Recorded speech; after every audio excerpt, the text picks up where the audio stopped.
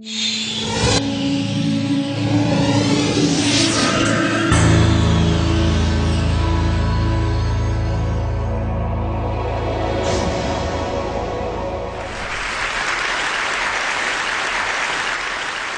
grew up interacting with the physical objects around us, and there are enormous number of them that we every day use. Unlike our most computing devices, these objects are much more fun to use with. When you talk about objects, one another thing automatically comes attached to that thing, and that is gestures, how we manipulate these objects, how we use this object in everyday life. We use gestures not only to interact with these objects, but we also use to interact with each other. Like gesture of namaste, maybe to respect someone, or maybe in India, I don't need to teach a kid that this means 4 run in cricket. It comes as a part of our everyday learning. So I'm very interested from beginning that how can our knowledge about everyday objects and the gestures and how we use this object can be leveraged to our interaction with the digital world. Rather than using a keyboard and mouse, why can I not use my computer in the same way that I interact in the physical world? So I started this exploration around 8 years back, and it literally started with a mouse on my desk. Rather than using that for computer, I actually opened it. And most of you might be aware that in those days, the mouse used to come with a ball inside, and there are 2 rollers that actually guides the computer that where the ball is moving and accordingly where the mouse is moving. So I was interested in these 2 rollers. And I actually wanted more, so I borrowed another mouse from a friend, never returned him, and I have now 4 rollers. What interestingly I did with these rollers is basically I took them off from these mouses and then put in a one line. It had some strings and pulleys and some spring. And what I got is basically a gesture interface device that actually acts as a motion sensing device made out of $2. So here, whatever movement I do in my physical world is actually replicated inside the digital world just using this small device that I made around 8 years back in 2000. Because I was interested in integrating these 2 worlds, I thought of sticky notes.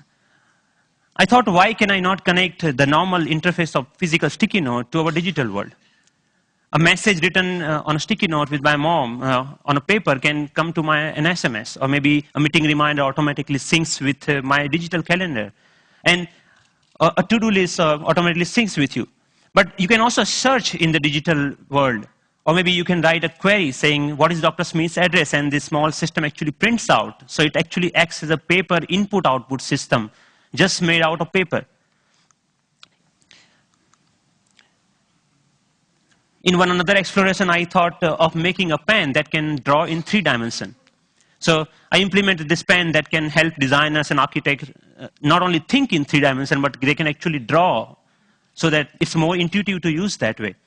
Then I thought, why not making a Google map, but physical world? Rather than typing a keyword to find something, I put my objects on top of that. If I put a boarding pass, it will show me where is your flight gate. A coffee cup will show you where you can find more coffee, or where you can trace that cup. So this was some of the earlier explorations I did, because the goal was to connect these 2 worlds seamlessly. Among all these experiments, there was one thing very common. I was trying to bring a part of the physical world to the digital world. I was taking some part of the objects or anything intuitiveness of the real life and bringing them to digital world. Because the goal was to make our computing interfaces more intuitive. But then I realized that we humans actually are not interested in computing. What we are interested is in information. We want to know about things. We want to know about dynamic things going around. So I thought about last year, in the beginning of the last year, I started thinking that why can I not take this approach in reverse way? Maybe how about I take my digital world and paint the physical world with that digital information? Because pixels are actually right now confined in these rectangular devices that fits in our pocket. Why can I not remove this confine and take that to my everyday objects, everyday life, so that I don't need to learn the new language for interacting with those pixels? So in order to realize this dream, actually I thought of putting a big size projector on my head. I think that's why it's called head-mounted projector, isn't it? I took it very literally and took my bike helmet, put a little bit cut over there so that project actually fits nicely. So now what I can do, I can augment the world around me with this digital information. But later I realized that I actually wanted to interact with those digital pixels also. So I put a small camera over there that acts as a digital eye. Later we moved to a much better or consumer-oriented pendant version of that many of you are now knowing as Sixth Sense device. But the most interesting thing about this particular technology is that you can carry your digital world with you wherever you go with you. You can start using any surface, any wall around you as an interface. The camera is actually tracking all your gestures. Whatever you are doing with your hands, it's understanding that gesture. And actually, if you see, there are some color markers that in the beginning version we were using over there. You can start painting on any wall, that you stop by a wall and start painting on that wall. But we are not only tracking here one finger.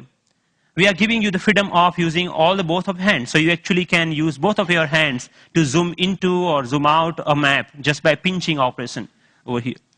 The camera is actually doing just getting all the images, it's doing the age recognition and also the color recognitions, and like so many small algorithms are going inside. So technically it's a little bit so complex, but it gives you an output which is more intuitive to use in some sense. But I'm more excited that you can actually take it outside. Rather than getting your camera out of your pocket, you can just do the gesture of taking a photo and it takes photo for you, right? Thank you. And later, I can find a wall, anywhere a wall, and start browsing these photos. Or maybe, okay, I want to modify this photo a little bit and send it as an email to a friend. So we are looking for an era where computing will actually merge with the physical world.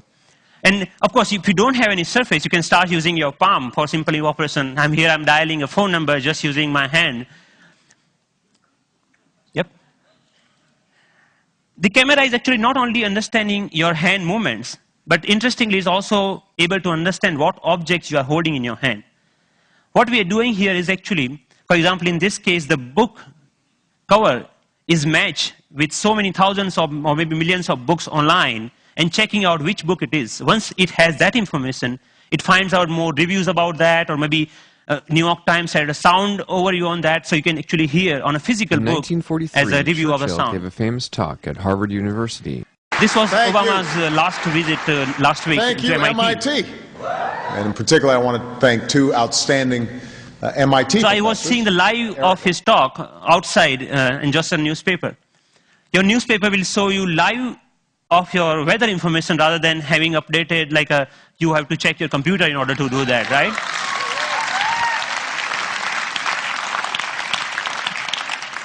When I'm going back, I can just use my boarding pass and to check, oh, my flight has been how much delayed. Because at that particular time, I'm not feeling of opening my iPhone and checking out a particular icon. And I think this technology will not only change the way, yes, it will change the way we interact with people also, not only the physical world. The fun part is like I'm going to Boston Metro and playing Pong game inside the train on the ground, right? And I think the imagination is the only limit of what you can think of when this kind of technology merging with the real life. But many of you argue, actually, that all of our work is not only about physical objects. We actually do lots of accounting and paper editing and all this kind of thing. What about that? And many of you are actually excited about the next generation tablet computers to come out in the market. So rather than waiting for that, I actually made my own, and just using a piece of paper. So what here I did is remove the camera, all the cameras, webcam, have a microphone inside that camera. I removed that microphone from that, and that just pinch that, like just make a clip out of that microphone, and clip that to a piece of paper, any paper that you found around. So now the sound of the touch is exactly getting me when exactly I'm touching the paper. But the camera is actually tracking where my fingers are moving. You can, of course, watch movies. Good afternoon. My name is Russell, and I am a wilderness explorer in Tribe 54. And you can, of course, play games. Here the camera is actually understanding how you're holding the paper and playing the car racing game.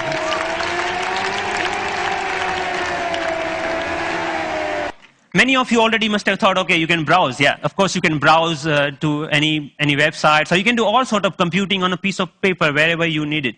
So, but more interestingly, I'm interested that how we can take that in a more dynamic way.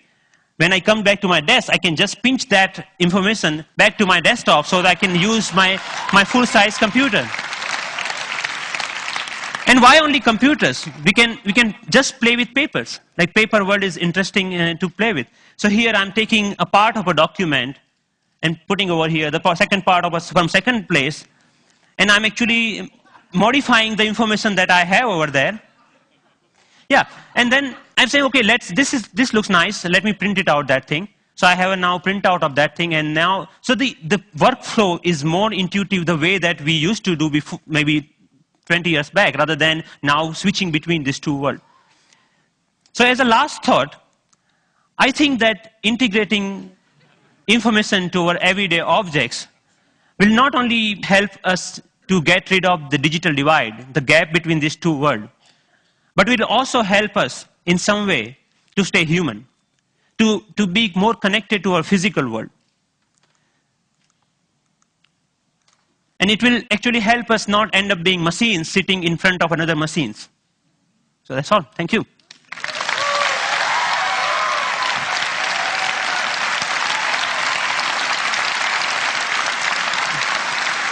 Thank you. Thank you. Thank you. Thank you. Thank you. So Pranav, first of all, I mean, you're a genius. This is incredible. Really. Thanks a lot. What are you doing with this? Is there a company being planned, or is this research forever, or what? So there are lots of companies, actually sponsored companies of Media Lab, are interested in taking this ahead in one or the way. The companies like mobile phone operators want to take this in a different way than the NGOs in India are thinking that why can we only have sixth sense? We should have a fifth sense for missing sense people who cannot speak. Maybe this technology can be used for them to speak out in a different way, maybe speaker system. I mean, what are your own plans? Are you staying at MIT, or are you going to do something with this? I'm trying to make this more available to people so that anyone can develop their own sixth sense device, because the hardware is actually not that hard to manufacture or something hard to make your own. And I will provide all the open source software for them, maybe starting next month. Yeah. So that, open source? Wow. Yes. Wow.